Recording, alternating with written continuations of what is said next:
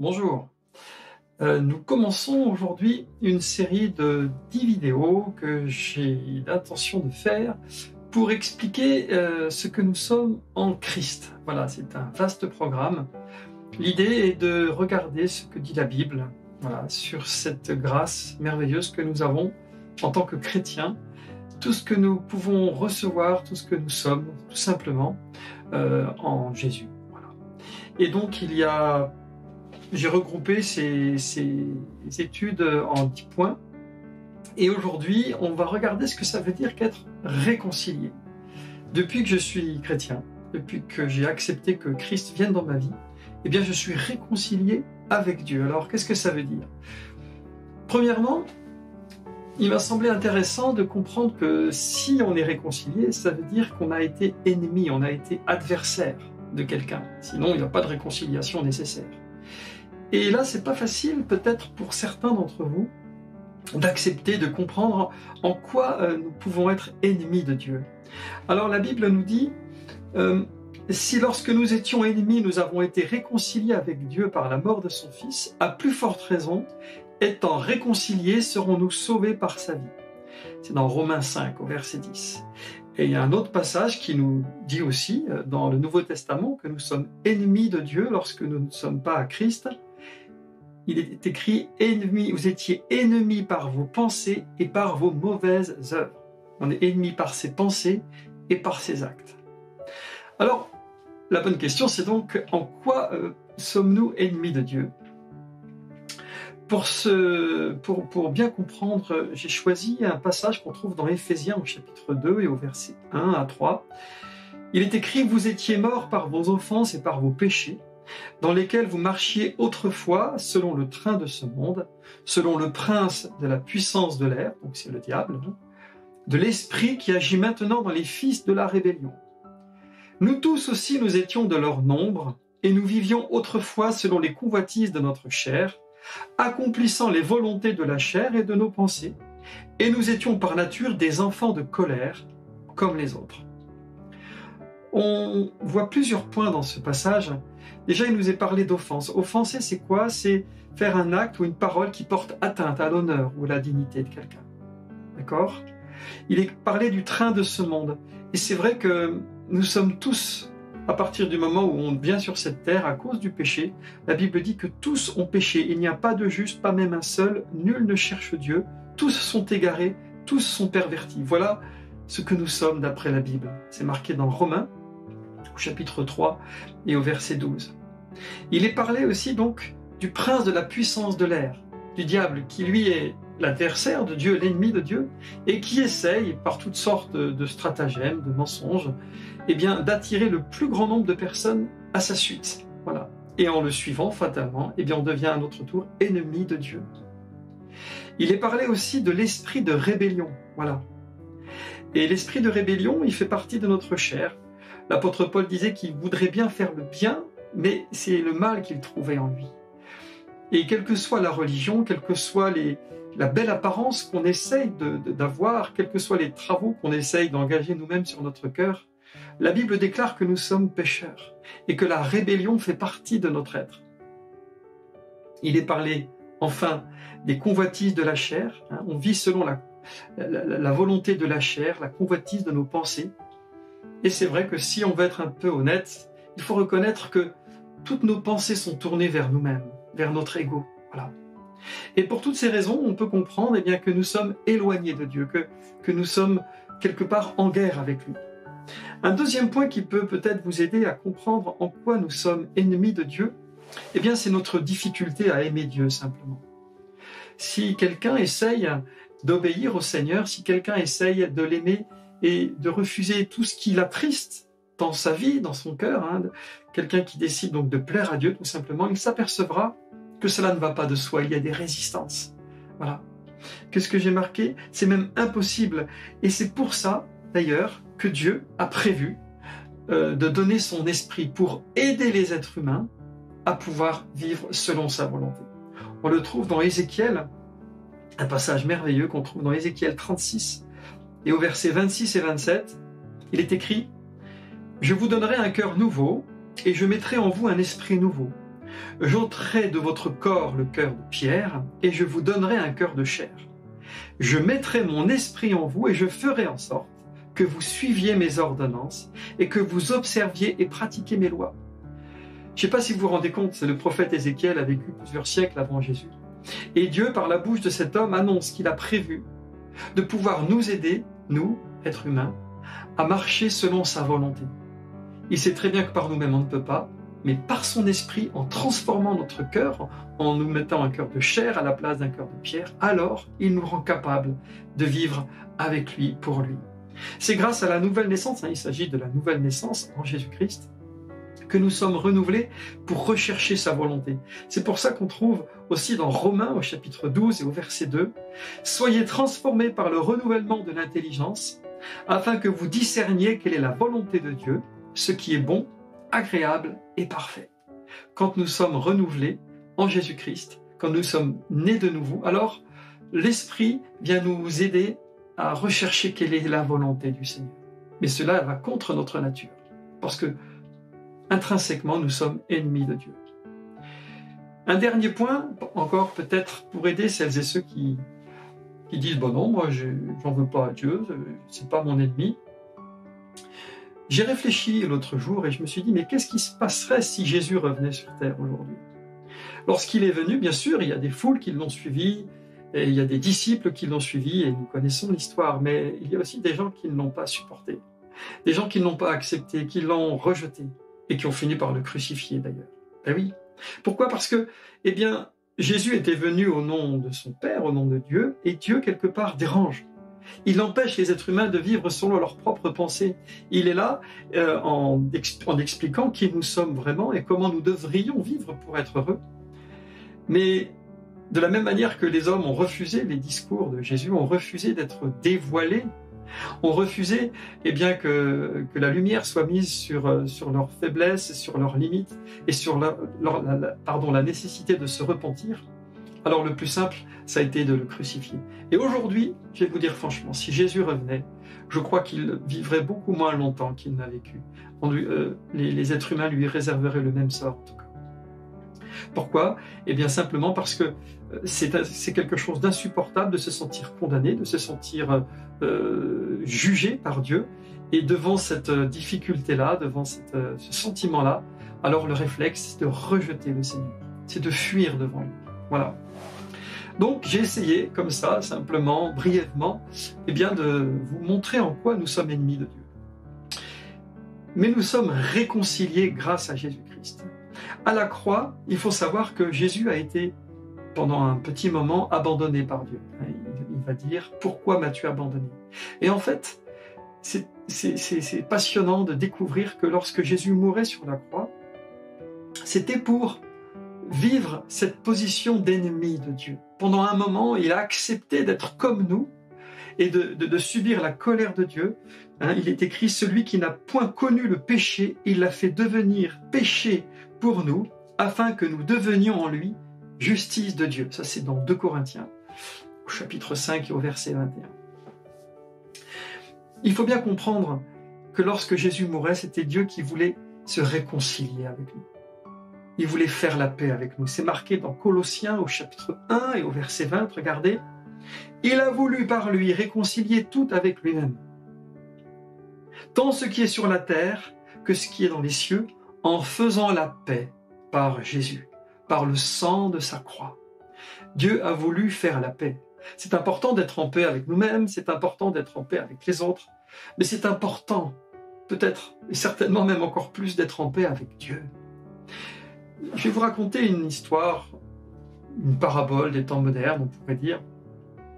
L'histoire d'un collégien qui était le fils du principal et qui était de ce fait mal aimé de ses camarades. Voilà. Il avait beaucoup de mal à se faire des amis, tout le monde se méfiait de lui parce que le chef d'établissement était son père et voilà, vous imaginez, les relations étaient compliquées. Et un jour, alors que les élèves jouaient dans la cour, un ballon a cassé la vitre.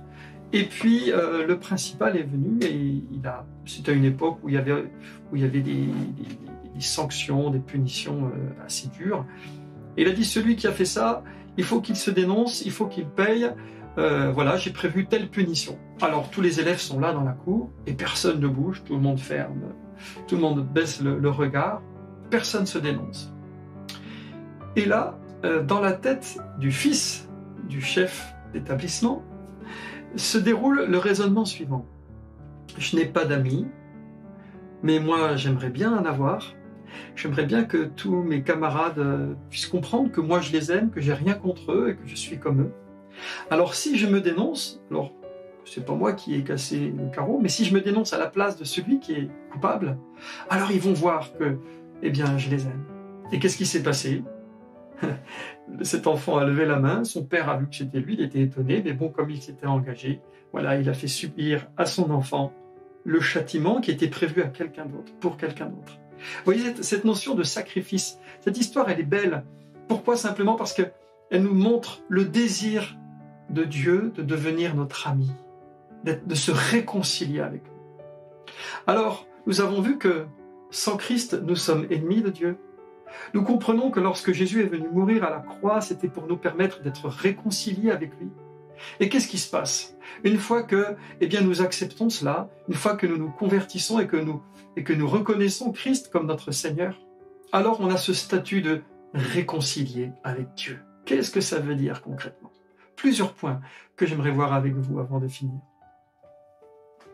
Le premier, eh bien, c'est écrit dans 2 Corinthiens au chapitre 5 et au verset 19, « Car Dieu était en Christ, réconciliant le monde avec lui-même, en n'imputant point aux hommes leurs offenses. » Donc il y a cette notion déjà de pardon, nous sommes pardonnés. Dieu ne nous impute point nos offenses, ça veut dire qu'il nous considère comme innocents.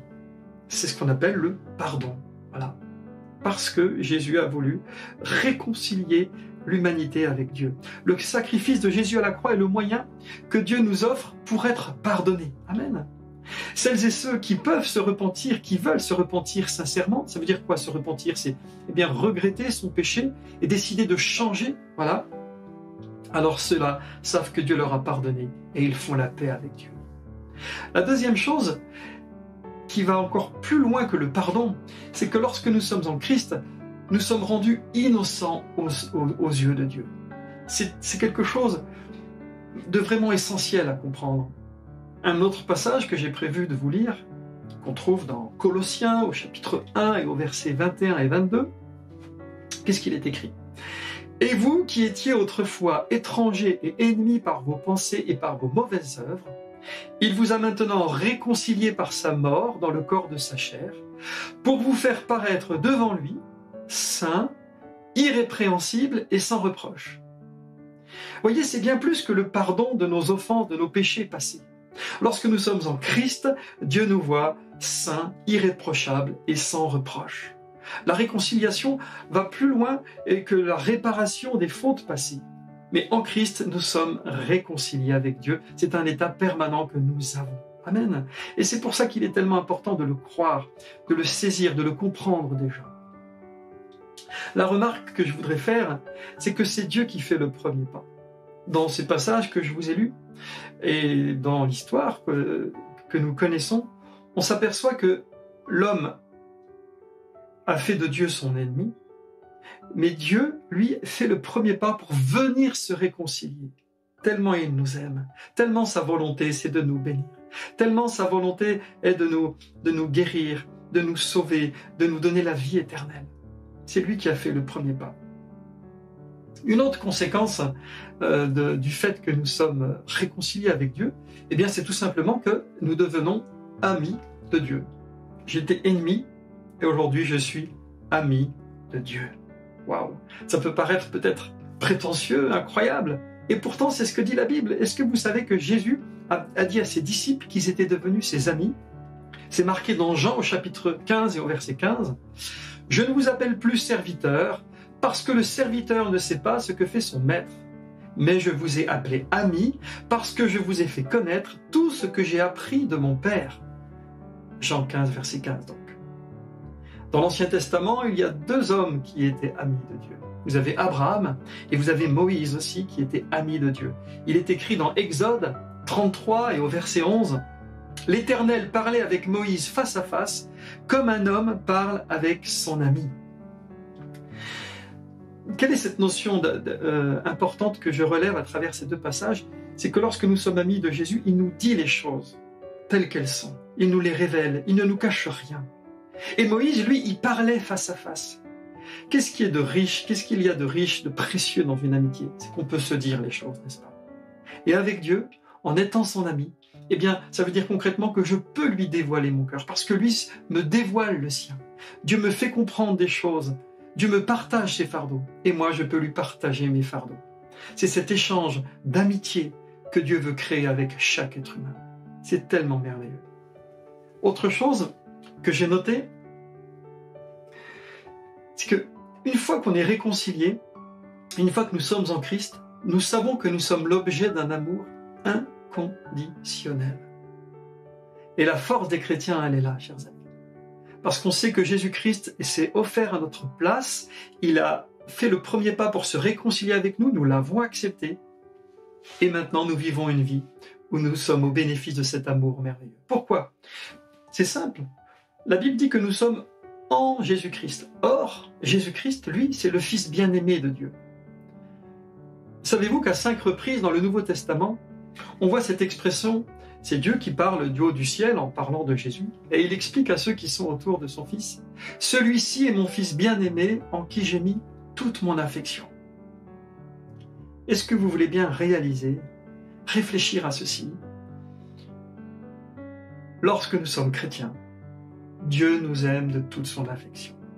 Parce que nous sommes en Christ et parce que je suis en Jésus, comme lui, il était l'objet de toute l'affection de Dieu, alors je suis l'objet de toute l'affection de Dieu. Cet amour que le Père avait pour son Fils, cet amour, il est aussi pour moi. Est-ce que c'est pas quelque chose de glorieux, de merveilleux? Alors, voilà où nous en sommes. J'espère que par ces quelques paroles, je vous ai aidé à comprendre qu'en étant en Jésus-Christ, nous sommes réconciliés avec Dieu. Je réfléchissais aussi au fait que Jésus, lorsqu'il était sur terre, est-ce que vous savez que ceux qui prenaient beaucoup de plaisir à être avec lui et vers lesquels Jésus allait aussi, eh bien ce sont les publicains. Les publicains, c'est ceux qui s'occupaient des péages et ils étaient très mal vus, ils étaient rejetés parce qu'ils truandaient tout simplement. Et il est écrit que Jésus était l'ami des publicains et des gens de mauvaise vie. Il allait souvent manger avec eux. Il y avait aussi des prostituées qui étaient là, des gens qui étaient rejetés parce que des gens qui ne faisaient pas les choses comme il fallait, des gens malhonnêtes probablement. Eh bien Jésus-Christ, je ne sais pas si vous l'imaginez, prenait plaisir à passer du temps avec ces gens-là. Alors la bonne question c'est mais pourquoi? Comment ça se fait alors que ces gens étaient quelque part condamnables sur le plan de la morale? Eh bien parce qu'en Jésus-Christ, il voyait quelqu'un qui ne les condamnait pas. Il n'était pas venu pour les juger, d'ailleurs Jésus l'a dit à plusieurs reprises, il était venu pour les sauver, pour leur donner un espoir, une nouvelle vie. Et en écoutant Jésus, en voyant à quel point ils étaient aimés de Jésus, ils comprenaient qu'une nouvelle vie était possible. Ils comprenaient que Jésus venait leur offrir la possibilité, oui, de vivre cette vie merveilleuse, en étant aimés de Dieu. Jésus n'est pas ton ennemi. Jésus n'aime pas le péché. Il ne le supporte pas. Et s'il est venu sur cette terre, c'est pour enlever tout ce qui nous empêche d'être amis de Dieu. Voilà la réconciliation. Accepter premièrement, que de par notre nature, nos pensées, nos actes, nous sommes opposés à Dieu, nous résistons à Dieu. C'est déjà bien de l'accepter. La deuxième chose, c'est nécessaire de comprendre le sacrifice de Jésus à la croix, comprendre qu'il est venu faire la paix en nous montrant combien il nous aime et que son sang a coulé pour pardonner nos péchés. Il est nécessaire de nous repentir, de regretter nos erreurs, nos fautes, le mal qu'on a pu faire et de décider de changer réellement. Voilà. Et enfin accepter cette vie nouvelle qu'il nous donne comme un cadeau, cette nouvelle naissance où, avec l'aide du Saint-Esprit, nous allons apprendre, nous allons pouvoir être renouvelés pour faire la volonté de Dieu et être son ami. Un dernier passage que j'ai prévu de vous lire, qui va servir de conclusion à la conclusion, c'est un passage qu'on trouve dans 2 Corinthiens au chapitre 5 et au verset 20. « Il a mis en nous la parole de la réconciliation.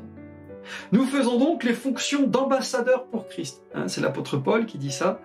Il dit, nous sommes comme des ambassadeurs pour Christ. Comme si c'est Dieu qui exhortait à travers nous, comme si c'est Dieu qui parlait à travers nous. Et qu'est-ce qu'il dit? Nous vous en supplions, au nom de Christ, soyez réconciliés avec Dieu.